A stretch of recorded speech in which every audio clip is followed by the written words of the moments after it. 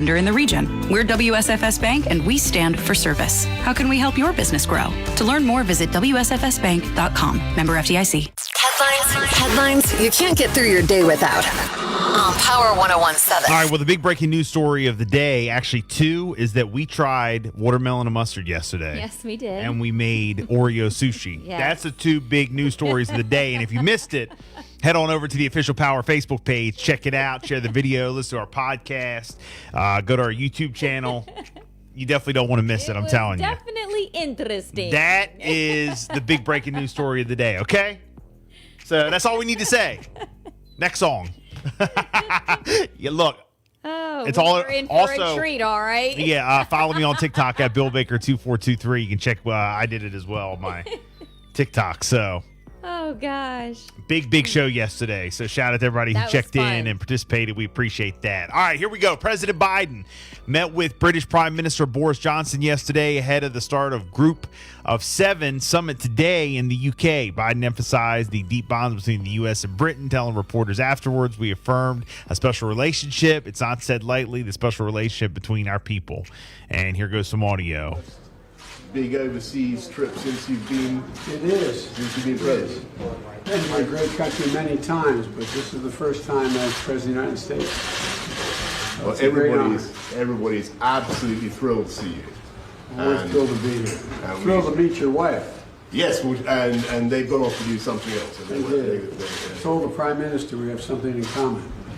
We both married way above our station. I'm not going to dissent from that one. But I'm not going to disagree with the president or indeed on anything else.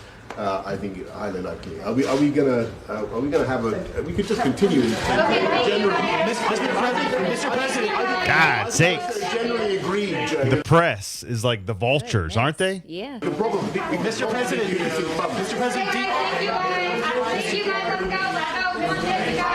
Mr. President, do you see it as a test? They're just sitting there smiling, just like. I don't know if I could hold my composure. I'd be like, shut up. You guys realize how you sound? Britain has banned Alexei Navalny's political organization. So there you go. That's how the audio ends. Wow. Unbelievable. I wonder how it does really end. Yeah.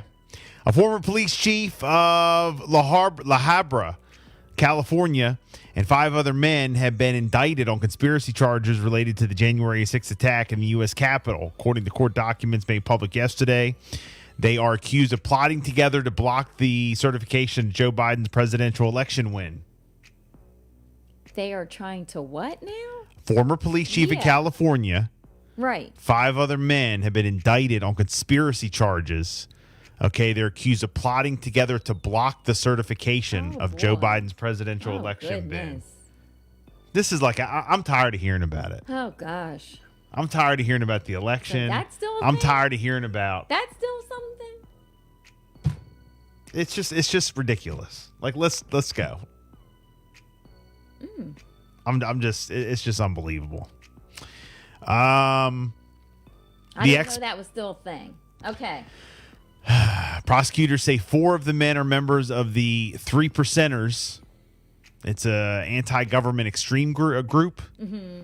The ex-police chief, Alan Hostetter, is a founder of a far-right group called the American Phoenix Project. And in the weeks leading up to the January 6th, he called for violence against those who supported the results of the election. Goodness. Authorities say communications show how the men coordinated their travel to Washington, D.C., and how their efforts, were going to block the certification. The Justice Department has brought similar conspiracy cases against members of the Oath Keepers and the Proud Boys far-right extreme groups. Good. I'm just tired of hearing about it. I'm tired of hearing about it. Okay? Some sad news. A grandmother and her 1-year-old grandson were shot and killed at a public supermarket in Royal Palm Beach, Florida yesterday around 11:30 a.m. The shooter, whose identity wasn't immediately revealed, also died, killed by a self-inflicted gunshot wound. The Palm Beach County Sheriff's Office said there's no known motive or relationship between the gunman and the victims. The families of the victims have requested that their identities not be made public. That is sad. So, very sad. Thoughts and prayers. Also, I don't have too much detail. We're not going to get into too much detail, but El Chapo's wife pleads guilty to U.S. charges. Just FYI. I heard about that. That's another major story that's going around. Trending. Yep. Yeah, El Chapo's wife. A little bit more local. Governor Hogan did the interview yesterday, and he says no masks, no social distancing when schools open in the fall. Okay.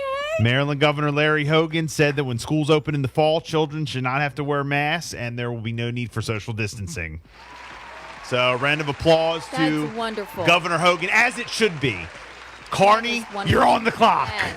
Carney and Dr. Rattay, let's get it. At least, let's get it. Look, I just have, I have get this on feeling board with this. Everywhere is going to be like that, but just say it. I think they need to say it to get people And say it now. Yeah, say it now to get people just on board. Don't say it a couple weeks before school starts and get people going. Yeah. The governor made the comments after touring the Novak's headquarters in Montgomery County the morning of June 10th. So there you go. He said everything should be 100% open. Every kid should be back in school as normal.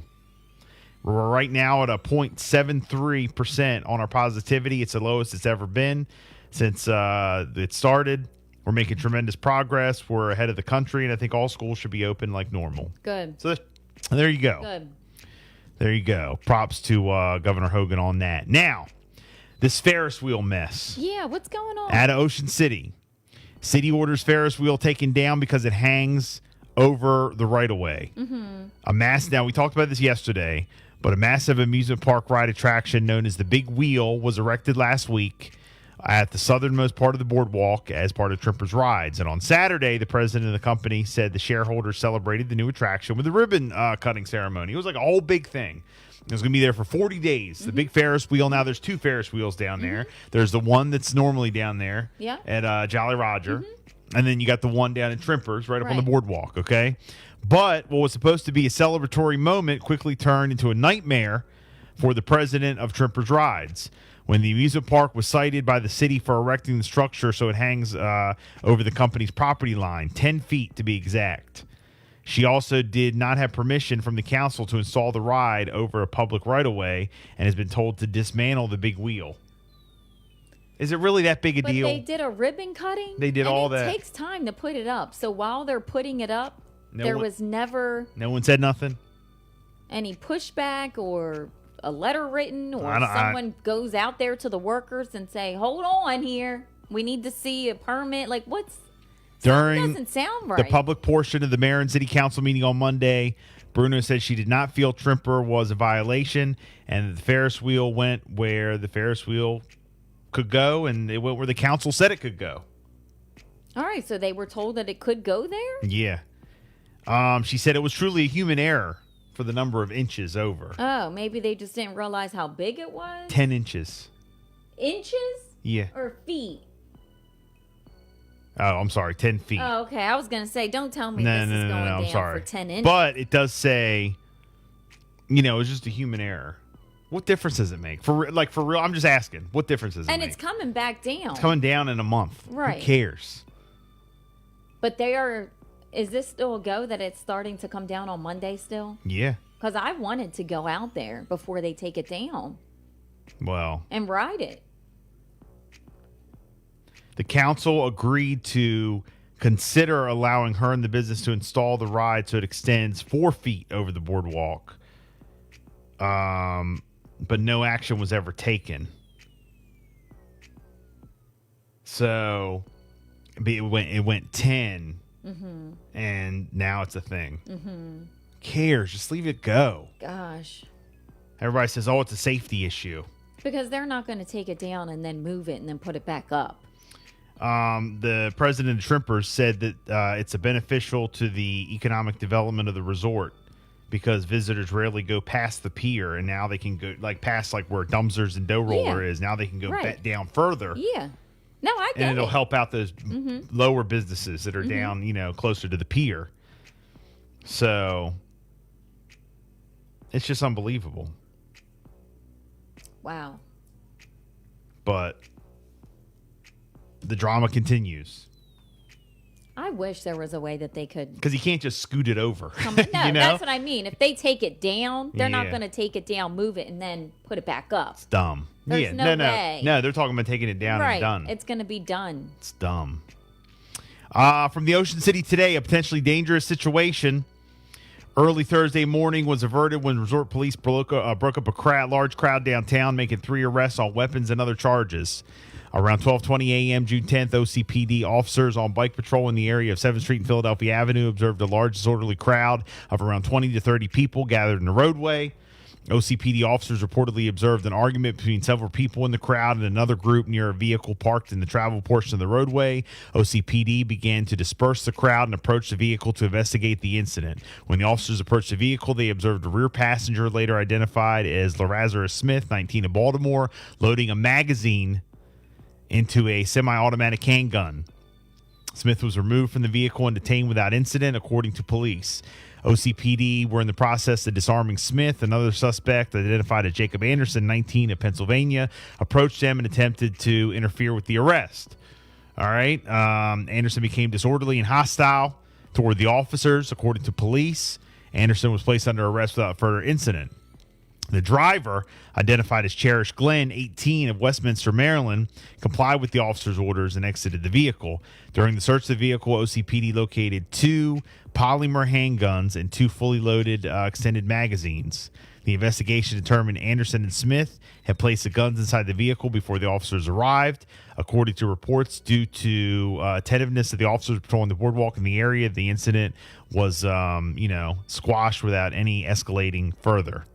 Smith was charged with a loaded handgun on his person, a handgun in the vehicle, and possession of a firearm and ammunition, taken into the district court commissioner and ordered to be held without bond. Anderson was charged with obstructing and hindering, resisting and interfering, and 2 counts of second-degree assault on a law enforcement officer, reckless endangerment, and similar weapons charges. And as of late Thursday, Anderson was awaiting the appearance before a district court commissioner. Glenn was charged with carrying a loaded handgun, etc. So... Wow. That's actually coming from the dispatch. Goodness. But, yeah, crazy story going on. Eastern Shore Undercover yesterday reported that there was a motor vehicle crash with entrapment at Blind Industries on Northwood Drive in Salisbury. Salisbury Police and EMS were both on the scene. This photo is real crazy. I'll show you guys on Facebook Live, but the vehicle is turned upright. You can see that, Jess? Oh, my God. Like right up on its side. I'll show you guys. Again, if you're on Facebook Live, but that's a crazy story. Thoughts and prayers going out to everyone involved there. Scary. So it's 6:51. It's a Bill and Jessica show. We got tons more on the way. Flashback Friday continues. Let's go. More hits